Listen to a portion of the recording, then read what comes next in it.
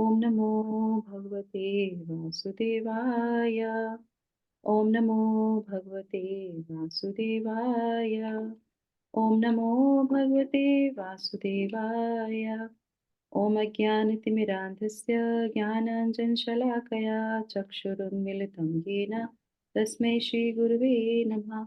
नमः ओं विष्णुपादाय कृष्णपृष्ठाय भूतले श्रीमते भक्तिवेदान्त स्वामिनिति नामिने। नमस्ते सारस्वते देवे गौरवाणी प्रचारिणे निर्विशेषा शून्यवादी पाश्चात्यदेशतारिणे। जय श्री कृष्णा चैतन्य प्रभु नित्यानंद श्री अद्वैत गदाधर श्रीवास आदि गौर भक्तवृंद। हरे कृष्णा कृष्णा कृष्णा हरे हरे, हरे राम राम राम हरे हरे। आजानुलम्बितभुजो कनकावदातो सङ्कीर्तनापितरो कमलायताक्षो विशम्भरो द्विजवरो युगधर्मपालो वन्दे जगत्प्रियकरो करुणावतारो। श्री श्री चैतन्य महाप्रभु की जय। हरे कृष्णा। सभी लोग को सादर प्रणाम। तो चलिए शुरू करते हैं। मैं स्क्रीन शेयर कर रही हूँ। तो कल हम लोग 5 नंबर के पेज पे थे, 4 नंबर के पेज पे, करेक्ट इंदु माता जी? माता जी 5 नंबर है पेज का।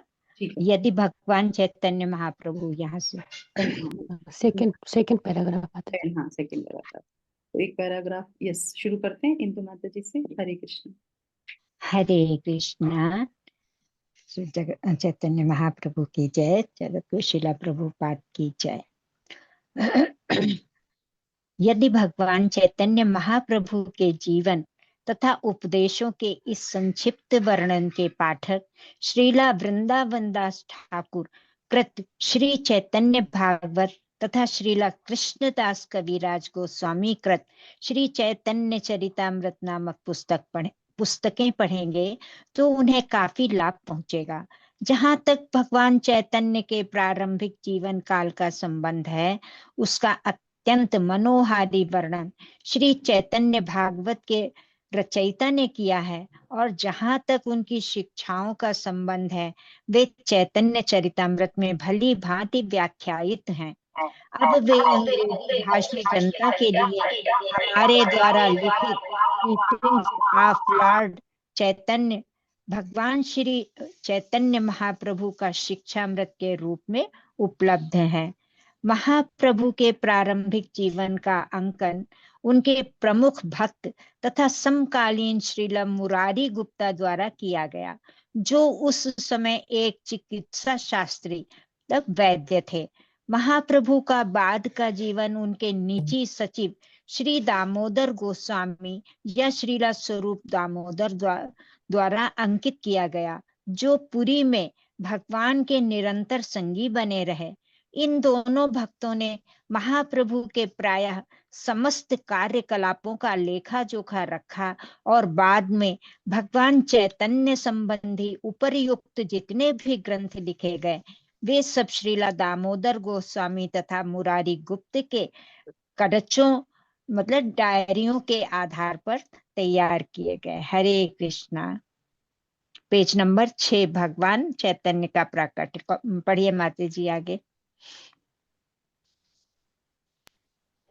हरे कृष्णा। अर्चना माता जी। यस माता जी। हरे कृष्णा।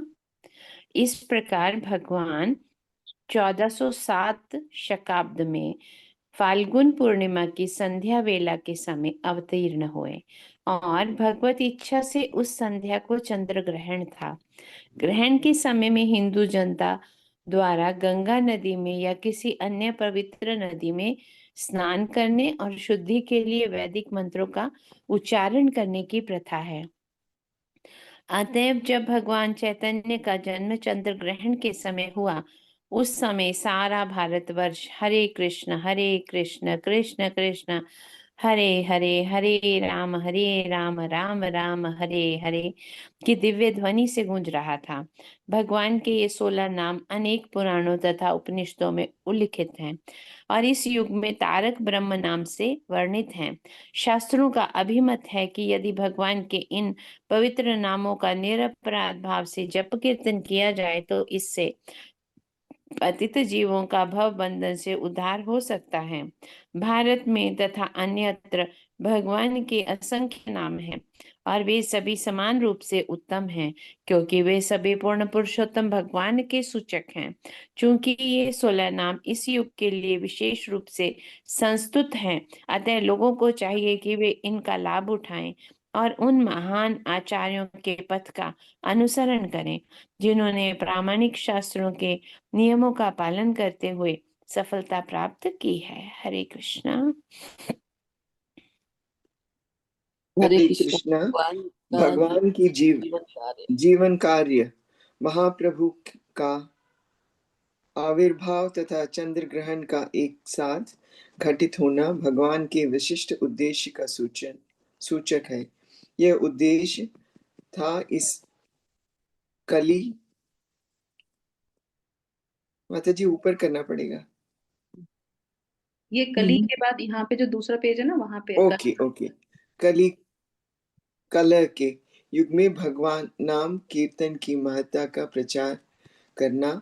इस वर्तमान युग में छोटी छोटी बातों पर भी कलह होने लगता है। अतएव शास्त्रों ने इस युग के लिए अनुभूति के सर्वसामान्य मंच की संस्तुति की है, जो है भगवान के पवित्र नामों का कीर्तन करना। लोग अपनी अपनी भाषा में तथा मधुर गीतों द्वारा भगवान की महिमा का गायन करने के लिए सभाएं करते हैं, और यदि ऐसी सभाएं निरपराध भाव से की जाए तो यह निश्चित है कि भगवान की भाग लेने वाले सभी को किसी कठिन विधि का पालन किए बिना ही क्रमशः आध्यात्मिक पूर्णता प्राप्त होगी।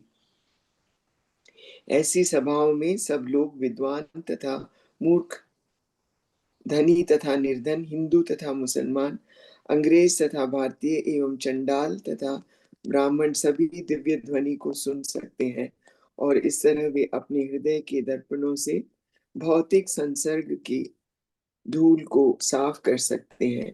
भगवान के उद्देश्य की पूर्ति के लिए विश्व के समस्त लोगों को चाहिए कि वे पवित्र भगवान नाम को मनुष्य जाति के लिए सार्वभौमिक धर्म के सर्वसामान्य मंच के रूप में स्वीकार करें। दूसरे शब्दों में भगवान श्री चैतन्य महाप्रभु के अवतरण के साथ साथ पवित्र नाम का भी अवतरण हुआ। हरे कृष्ण। थैंक यू माता जी। तो यहाँ पे हम लोग देख सकते हैं ये जो स्थान है इस पुस्तक में चित्र दिया गया है, ये ओरिजिनल है। ये नीम का पेड़ है और ये इस यहीं पे जो है उनका जन्म हुआ था, इसीलिए उनका नाम एक नाम निमाई भी पड़ा। आगे हम लोग पढ़ेंगे। यहाँ पे लिखा हुआ भगवान चैतन्य का जन्म स्थल। ठीक है। यस, नेक्स्ट से तो हम लोग जो पढ़ रहे हैं वो हम लोग अल्फाबेटिकली ऑर्डर से हम लोग पढ़ते हैं, तो उसी के अनुसार जो नए भक्त भी हैं वो भी अल्फाबेटिक ऑर्डर से पढ़ सकते हैं। ठीक है। यस माता जी, नेक्स्ट। विनोदी माता जी तो नहीं है। पढ़िए कौन है नेक्स्ट। किरण माता जी इज देयर। ओके, मैं पढ़ती हूँ एन से, उसके बाद एम से जो पढ़ना चाहे वो पढ़ सकते। चैतन्य महाप्रभु की जय। अभी महाप्रभु अपनी माता की गोद में ही थे कि जब जब उनके पास एकत्र महिलाएं पवित्र नाम का कीर्तन करती और तालियां बजाती तो वे अपना रोना बंद कर देते। इस विशिष्ट घटना को सारे पड़ोसी अत्यंत आश्चर्य तथा आदर के साथ देखते।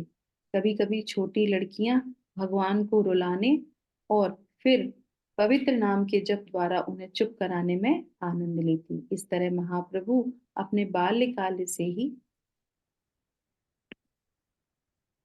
पवित्र नाम की महत्ता का उपदेश देने लगे थे। भगवान श्री चैतन्य बाल काल में निमाई कहलाते थे।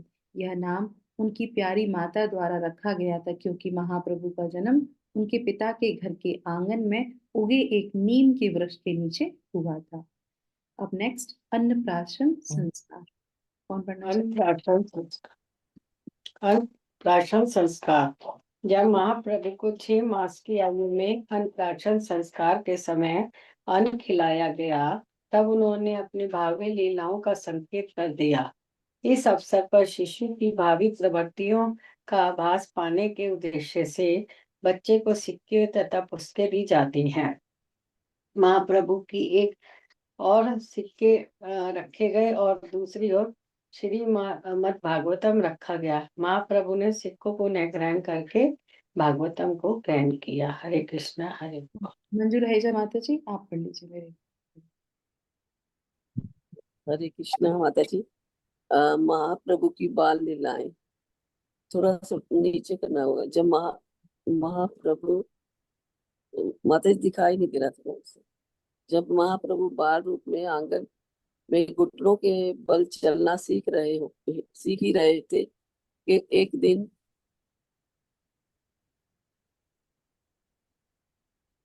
दिन आप थोड़ा सा बड़ा कर सकते हैं इसको, जूम थोड़ा टच करेंगे, नहीं जूम नहीं, कर। वो बीच में एक दिन उनके समक्ष एक नाग प्रकट हुआ और महाप्रभु उससे खेलने लगे।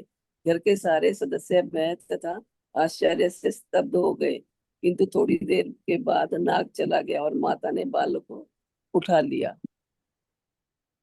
एक बार एक चोर उनके आभूषण छीनने के उद्देश्य से उन्हें चुरा ले गया, किंतु वे डरे नहीं और उस मोहग्रस्त चोर के कंधे पर चढ़े चढ़े यात्रा का आनंद लेते रहे।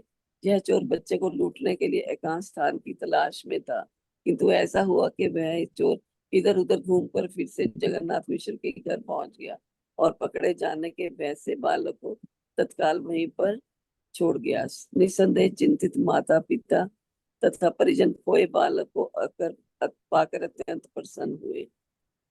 एक बार एक तीर्थ यात्री यस माता जी, सभी लोग पढ़ेंगे। तो यहाँ पे दो लीलाओं का वर्णन हो गया। एक तो भगवान चैतन्य महाप्रभु सांप से घिरते थे। सांप कौन है? अनंत शेष। तो वो कौन? उनके बड़े भाई हैं। तो उनके साथ तो कुछ भय नहीं है, पर लोगों को जानकारी नहीं है। तो इस लीला से हम समझ सकते हैं कि भगवान बाल रूप से ही दिखाते हैं कि वो भगवान है, चैतन्य महाप्रभु। दूसरा हम लोगों ने पास टाइम अभी पढ़ा कि महाप्रभु को चोर चुराने के लिए ले गए। भगवान को कोई चुरा नहीं सकता, है ना। तो वो घूमते रहे घूमते रहे घूमते रहे और उनका दिमाग इतना फिर गया कि वो जहां से वहीं पे वापस लौट लौट के आ रहे थे। तो फिर अंत में उन्होंने हार थक के क्या किया, भगवान को छोड़ ही दिया कि हम तो इनको जो है ले ही के नहीं जा सकते, क्योंकि वो उनके जेवर चुराने आए थे। यस, नेक्स्ट पढ़ेंगे तीसरा। पढ़िए माता जी। हरे कृष्णा, मैं पढ़ सकती हूँ माता जी? पढ़िए माता जी। एक बार एक तीर्थ यात्री ब्राह्मण जगन्नाथ मित्र के घर पधारा और जब वह भगवान को भोग अर्पित कर रहा था तो महाप्रभु उसके समक्ष प्रकट हुए और उन्होंने वह भोग ग्रहण कर लिया। उस ब्राह्मण को सारा भोजन फेंककर फिर से भोग तैयार करना पड़ा, क्योंकि उसे बच्चे ने छू जो लिया था। अगली बार भी ऐसा ही हुआ। जब तीसरी बार भी ऐसा ही हुआ तो बच्चे को पकड़कर सुला दिया गया। अर्धरात्रि के समय जब घर के सभी लोग सो गए तो उस ब्राह्मण ने अपने द्वारा तैयार किए गए तथा विशिष्ट भोग से श्री विग्रह को अर्पित किया, लेकिन वह बालक भगवान के पूर्वतः प्रकट होकर उस भोग की जूठा कर दिया। तब वह ब्राह्मण रोने लगा, किंतु चूंकि घर के सारे लोग सोए थे अतः उसका रोना किसी ने नहीं सुना। और उस समय ऊपर माता जी बाल रूप भगवान, सेकंड 11वां पेज। महाप्रभु भगवान का उस भाग्यवान ब्राह्मण के समक्ष प्रकट हुए और स्वयं कृष्ण के रूप में अपना दर्शन दिया। ब्राह्मण को इस घटना को प्रकट न करने के लिए कहकर बालक अपनी माता की गोद में लौट आया। हरे कृष्ण माता जी, थैंक यू सो मच। तो यहाँ पे कौन सी लीला हुई? यहाँ पे हुई कि ब्राह्मण जो है भोग लगाने के लिए भगवान को भोग बनाते हैं और वो भगवान को पुकारते कि भगवान आइए और भोग लगाइए। अब महाप्रभु तो स्वयं भगवान है, तो वो आते और वो जूठा कर जाते, उसको खा लेते। अब वो ब्राह्मण सोचता ये बालक ने जूठा कर दिया, पर वो जो ब्राह्मण था वो भगवान को भोग लगा रहा था, वो अर्चना सब कुछ कर रहा था, याचना कर रहा था, पर वो ये नहीं जान पा रहा था कि यही जो है महाप्रभु है, यही जो है भगवान स्वयं है। और इस तरह से भगवान बार बार आके उसको जो है भोग लगा रहे थे। फिर बाद में उनको पता चलता है कि ये जो है कोई जो है अनोखा बालक है। फिर बाद में भगवान उसको दर्शन भी देते हैं। चलिए आगे पढ़ते हैं। यस, उनके बाल्यकाल की ऐसी अनेक घटनाएं हैं। पढ़िए। माता जी मैं पढ़ूं? हाँ पढ़िए। यस। उनके बाल्यकाल की ऐसी अनेक घटनाएं हैं। कभी कभी एक नटखट बालक की भांति वे उन रूढ़िवादी ब्राह्मणों को तंग करते जो गंगा स्नान करने आते। जब ब्राह्मणों ने उनके पिता से शिकायत की कि वो पाठशाला जाने के बदले उन पर पानी फेंकते हैं, तो वे सहसा अपने पिता के समक्ष स्कूल के वेशभूषा में पुस्तकें लिए प्रकट हो गए, मानो वे सीधे स्कूल से आ रहे हों। वे स्नान घाट में पड़ोस की उन लड़कियों से परिहास करते रहते जो अच्छा पति पाने के उद्देश्य से शिव की पूजा करने में अत्यंत पूजा करने में व्यस्त रहती। हिंदू परिवारों में कुमारियों में यह सामान्य प्रथा है। जब वे ऐसी पूजा में व्यस्त रहती हैं तो नटखट महाप्रभु उनके समक्ष प्रकट होकर कहते, मेरी प्रिय बहनों, तुम शिव जी की गोद के लिए, शिव जी की भेंट के लिए जो कुछ लाई हो वह मुझे दे दो। शिव जी मेरे भक्त हैं और पार्वती मेरी सेविका है। यदि तुम मेरी पूजा करोगी तो शिव जी तथा अन्य सारे देवता तुम पर और भी प्रसन्न होंगे। उनमें से कुछ कुमारिकाएं नटखट महाप्रभु की अवज्ञा नहीं मानती थी, तो वे उन्हें शाप देते और कहते कि तुम मेरी अवज्ञा के कारण ऐसी वृद्ध व्यक्ति से ब्याही जाओगी जिसकी पहली पत्नी से 7 बच्चे रहेंगे।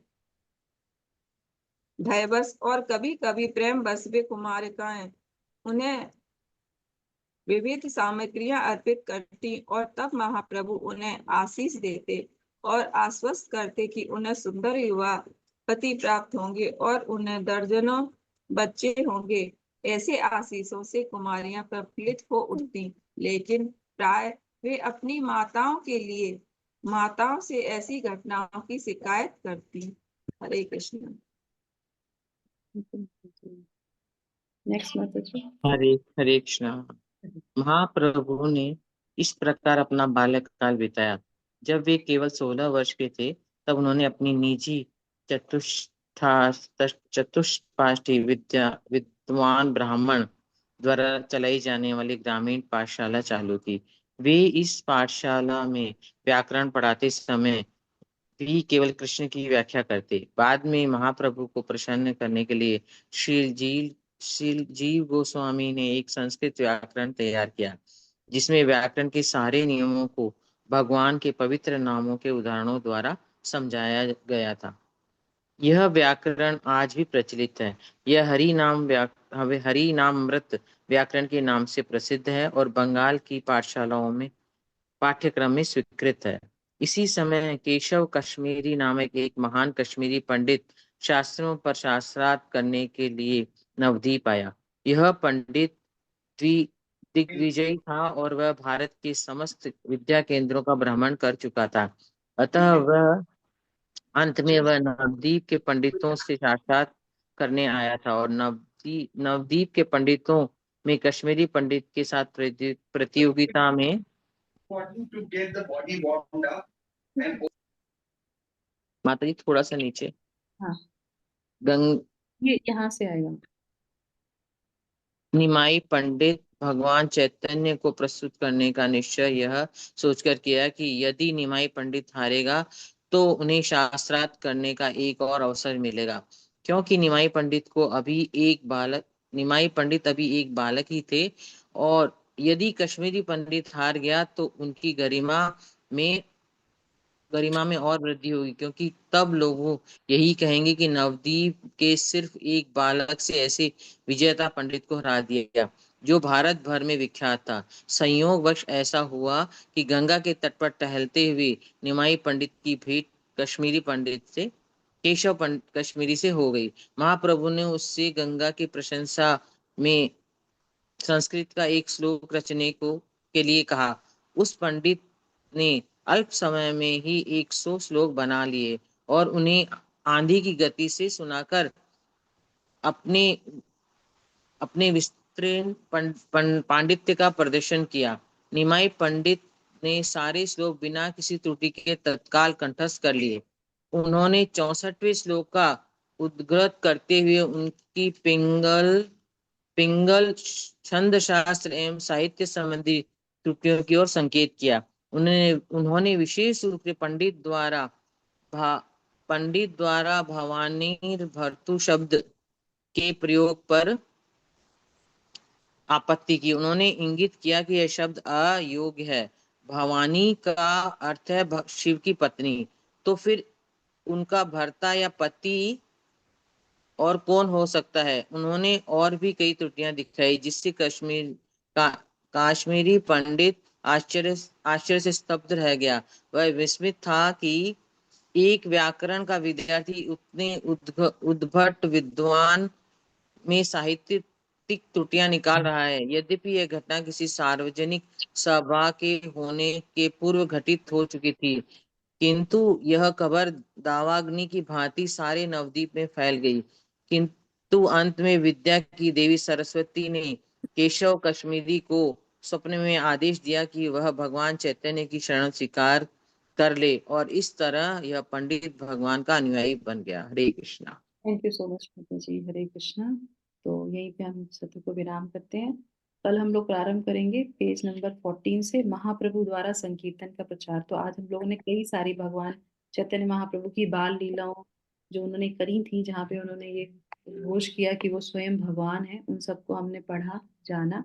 थोड़ा संक्षिप्त में है ये सारी लीलाएं। चैतन्य चरितामृत में बहुत विस्तार से सारी लीलाओं का वर्णन दिया गया है।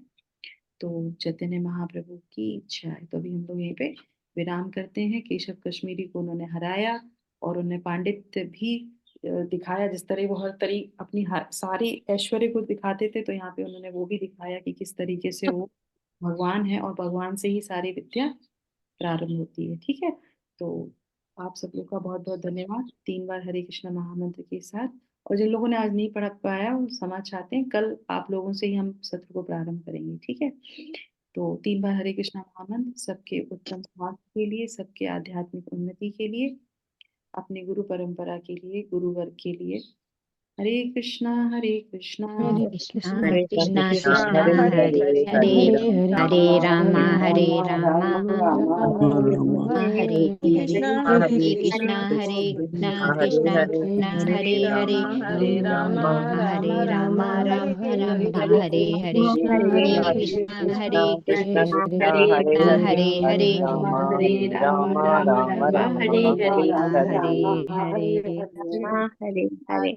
जय। हरे कृष्णा माता जी। माता जय। जी, आज मेरी बहू मीनू का बर्थडे है, उसके लिए प्रे करवा दीजिए। हरे ओके, कृष्णा। तो माता जी की आज जो है डॉटर इन लॉ का जो है बर्थडे है, तो हम उनके लिए भी 3 बार हरे कृष्णा मंत्र बोलेंगे, प्रार्थना करेंगे वो भी जो है भक्ति जीवन में आए और इस मनुष्य जीवन का जो है वो सार्थक कर सकें और स्वस्थ रहें, और भी जो भी उनके जीवन में जो लक्ष्य है उसको भी भगवान उनको पूर्ण करें। हरे कृष्णा हरे कृष्णा कृष्णा कृष्णा कृष्णा हरे हरे हरे रामा राम राम हरे हरे हरे कृष्णा कृष्णा कृष्णा हरे हरे हरे रामा राम हरे हरे हरे कृष्णा कृष्णा हरे रामा हरे हमारे पूरे जूम मंदिर के भक्तों के साथ माता जी आपको, आपके पूरे परिवार को जन्मदिन की बहुत बहुत शुभकामनाएं हमारी तरफ से, उनको बधाई दीजिएगा। हरे कृष्णा। यस माता जी, थैंक यू माता जी। हृदय से आप सभी का धन्यवाद। सभी भक्तों को कोटि कोटि सादर प्रणाम और धन्यवाद।